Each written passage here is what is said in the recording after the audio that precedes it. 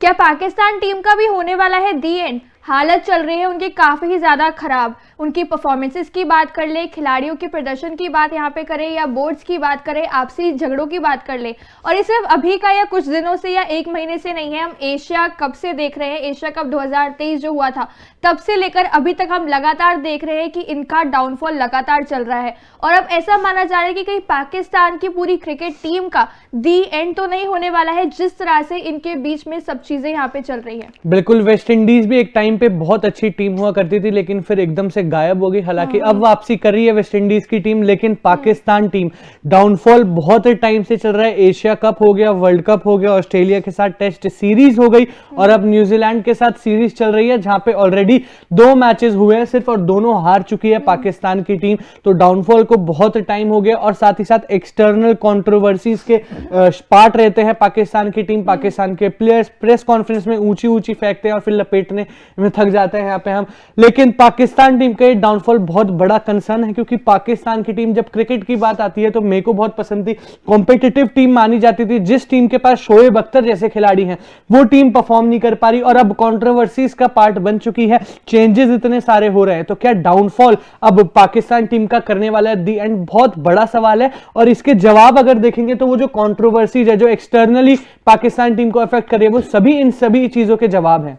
बिल्कुल, बहुत सारे जो र्यूमर्स हैं वो फैलाए जा रहे हैं, बहुत सारी चीज़ें जो हैं वो सामने आ रही हैं। पीसीबी के जो डायरेक्टर हैं आपके मोहम्मद हफीज, उनसे खिलाड़ियों की क्लैश की खबरें सामने आ रही हैं। जब वो मतलब मीटिंग करते हैं तो खिलाड़ियों की उनसे बनती नहीं है। एनओसी को लेकर लोग ऑब्जेक्शन कर रहे हैं, उसे लेके खबरें सामने आ रही हैं। बहुत सारी चीज़ें जो है वो मतलब फैल रही है कि पाकिस्तान क्रिकेट बोर्ड के अंदर मतलब आंतरिक जो उनकी पॉलिटिक्स है वो इतनी ज़्यादा अच्छी नहीं चल रही है। यही सारी चीज़ें, लेकिन मुझे जो लगता है कि सबसे बड़ी बात यह है कि आपने इतने सारे चेंजेस कर दिए, इतने सारे चेंजेस कर दिए। अगर आपने इतने चेंजेस नहीं किए होते तो मुझे लगता है शायद थोड़ी आपकी टीम स्टेबल होती। लेकिन जब से कोई भी सीरीज आप हारते हैं तो तुरंत चेंज करते हैं, कोई भी सीरीज आप हारते हैं तुरंत चेंज करते हैं। ये जो एशिया कप से लेके अभी तक जो बदलाव का सिलसिला जारी है, या फिर यूं कहें कि वर्ल्ड कप से लेके अभी तक जो बदलाव का सिलसिला जारी है, ये रुकने का नाम नहीं ले रहा है। और सबसे बड़ा ड्रॉबैक मुझे लग रहा है यही, जो इतने सारे चेंजेस किए जा रहे हैं पाकिस्तान की टीम में। कहीं ना कहीं हम बात करते हैं टीम बॉन्डिंग की। हम एग्जांपल जैसे अभी काफी समय से टीम इंडिया इस समय चर्चा में चल रही थी कि इंडिया की जो बॉन्डिंग चल रही है, ड्रेसिंग रूम से जो सीन्स आ रहे हैं वो बहुत ही शानदार आ रहे हैं और हर टीम को इसे सीखना चाहिए। लेकिन वही दूसरी तरफ पाकिस्तान की टीम हम देखेंगे कि उनकी बॉन्डिंग बद से बदतर होती जा रही है। लगातार जो है प्लेयर्स के बीच में ही आपस में कभी झगड़े हो जाते हैं, कभी इनकी मोहम्मद हफीज जो इनकी डायरेक्टर है उनसे यहाँ नहीं बन रही है, मैनेजमेंट से इनकी खुद से नहीं बन पा रही है। जैसे आपने चेंजेस की बात करी श्वेता ने, हम ओडीआई वर्ल्ड कप के बाद देख रहे हैं कप्तान बाबर आजम ने स्टेप डाउन किया। हर फॉर्मेट के लिए अलग अलग कप्तान बनाए गए। उनकी कप्तानी में फॉर्मेट सारी जो है टेस्ट सीरीज यहाँ पे जो शान मसूरी कप्तानी में ऑस्ट्रेलिया से व्हाइट वॉश होकर पाकिस्तान आ गई। अगले कप्तान आपके T20 में शाहीन अफरीदी आए, पहली बार कप्तानी कर रहे थे। 2 मुकाबले अभी तक हार चुके हैं 5 मैचों की T20 आई सीरीज में। इनके आपसी बोर्ड में देखेंगे तो मैनेजमेंट बार बार बदली जा रही है। मिकी आर्थर को यहाँ पे हटा दिया, कभी किसी को हटा रहे हैं, यहाँ पे कोई नया बंदा लेकर यहाँ पे आए, तो एकदम से आप देखोगे तो कोई भी चीज एकदम स्टेबिलिटी जो होती है वो चीज इनकी टीम में नजर ही नहीं आ रही है। बिल्कुल, टू मच चेंजेस हो रहे हैं और साथ ही साथ मोस्ट रीजन और सबसे पहला रीजन तो वही है कि मोहम्मद हफीज और पाकिस्तान के दिग्गज प्लेयर्स की कंट्रोवर्सी। सबसे बड़ी बात तो ये समझ नहीं आती कि T20 वर्ल्ड कप 2024 करीब है, सब टीम्स तैयारियों में लगी हुई है। इनफैक्ट इंडिया भी अब तैयारी कर रही है, अब थोड़ी क्लैरिटी एटलीस्ट ला रही है, लेकिन पाकिस्तान की टीम सिर्फ और सिर्फ चेंजेस पे नजर कर रही है और एनओसी पे ऑब्जेक्शन, मतलब एनओसी की बात हो रही है कि हमें लीग खेलने दो। लीग इंपॉर्टेंट होती है लेकिन ऐसे टाइम पे नहीं जब आपके पास ऑलरेडी टाइम कम है, वर्ल्ड कप सामने पड़ा हुआ है। एक वर्ल्ड कप में आपने अपनी वर्स्ट परफॉर्मेंस दिखाई है, कैप्टेंसी फेलियर आपने दिखाया है, तो एक वो बहुत बड़ा रीजन है। एक ये जो एनओसी की कंट्रोवर्सी है, और मैं दोनों की ही गलती मानता हूं, मैं मोहम्मद हफीज की भी मानता हूं और मैं प्लेयर्स की भी मानता हूं। और दूसरा बहुत बड़ा रीजन है चेंजेस इतने सारे होने हैं। श्वेता ने हाईलाइट करा, मान्या ने हाईलाइट करा कि चेंजेस आप करो लेकिन पॉजिटिव इंपैक्ट तो लाए, लेकिन आप चेंजेस देख लो। बाबर आजम ने कप्तानी छोड़ दी, शान मसूद की कप्तानी में 3-0 ऑस्ट्रेलिया से हार के आ गए। अब मोहम्मद रिजवान और शाहीन शाह अफरीदी T20 आई में कैप्टन और वाइस कैप्टन है, ये भी कुछ खास नहीं उखाड़ पाए, इनका भी बहुत खराब प्रदर्शन रहा है। शाहीन शाह अफरीदी टॉप बॉलर थे, इनकी टॉप पिटाई करी है न्यूजीलैंड ने, जिस हिसाब से इनकी पिटाई करी है। तो चेंजेस कर रहे हैं लेकिन कुछ भी रिजल्ट सामने नहीं आ रहा है, क्या इसका मतलब यह है कि अब आपके पास खिलाड़ी नहीं बचे या फिर आप टू मच चेंजेस करते हो?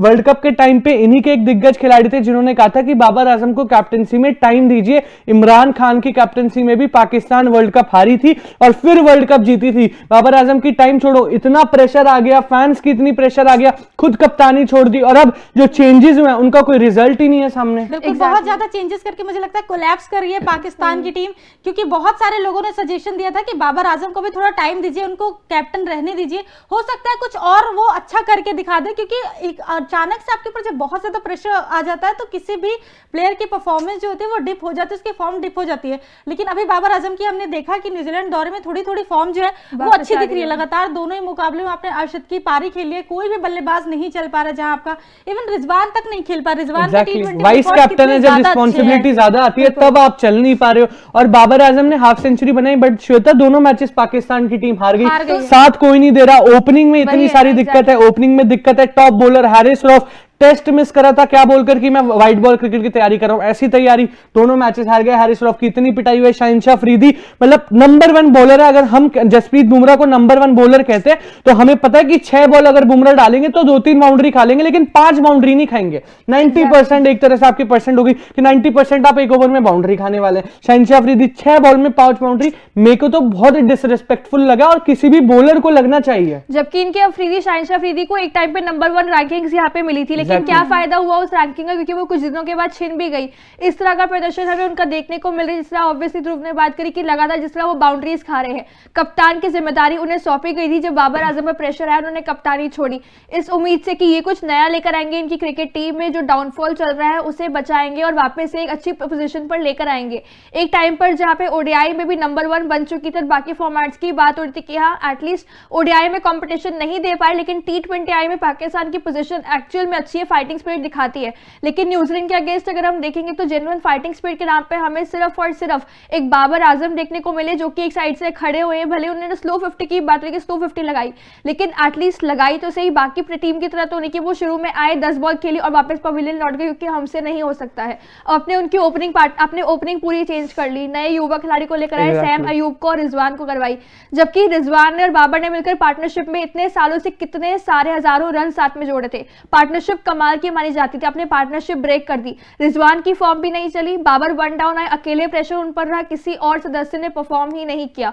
तो कहीं ना कहीं ये कि जिस तरह चेंजेस कर रहे हैं, सारा का सारा जो असर है वो इन्हीं की टीम के ऊपर हो रहा है, और वो पॉजिटिव में नहीं जा रहा, वो नेगेटिव इंपैक्ट इनकी टीम पर पड़ रहा है। और चेंजेस करना बुरी बात भी नहीं है, अगर ये प्लेयर्स में चेंजेस करते कोई दिक्कत नहीं है, लेकिन अब बोर्ड में भी चेंजेस हो रहे हैं। हेड कोच निकाल दिया, फील्डिंग कोच निकाल दिया, आपने कोचेस निकाल दिए। मिकी आर्थर इतना सपोर्ट करते थे, उनको आपने निकाल दिया। मोहम्मद हफीज भी डायरेक्टर ने है। ऐसे में इतने सारे चेंजेस चलो टीम में हो रहे हैं तो आप ट्राई करें, लेकिन अब बोर्ड में भी हो रहे हैं तो लैक ऑफ प्रोफेशनलिज्म नजर आता है। मतलब इनको खुद क्लैरिटी नहीं है कि इनको आगे फ्यूचर कैसे करना है, आगे गलतियां कैसे सुधारनी है। क्यों? क्योंकि गलती होती है तो सुधारने जिन्होंने गलती करी है वो तो है ही नहीं, वो तो गायब हो जाते हैं पाकिस्तान क्रिकेट बोर्ड से।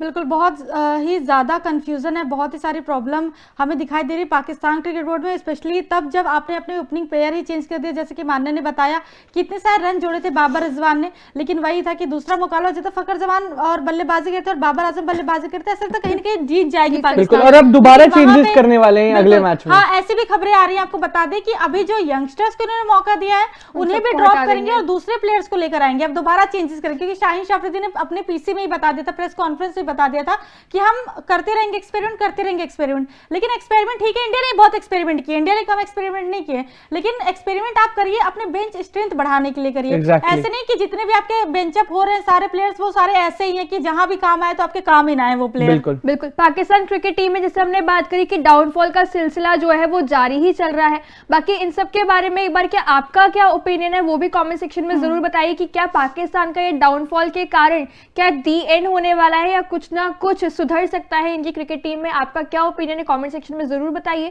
और साथ ही साथ तूफान स्पोर्ट्स को लाइक, शेयर एंड सब्सक्राइब करना बिल्कुल भी ना भूलिए।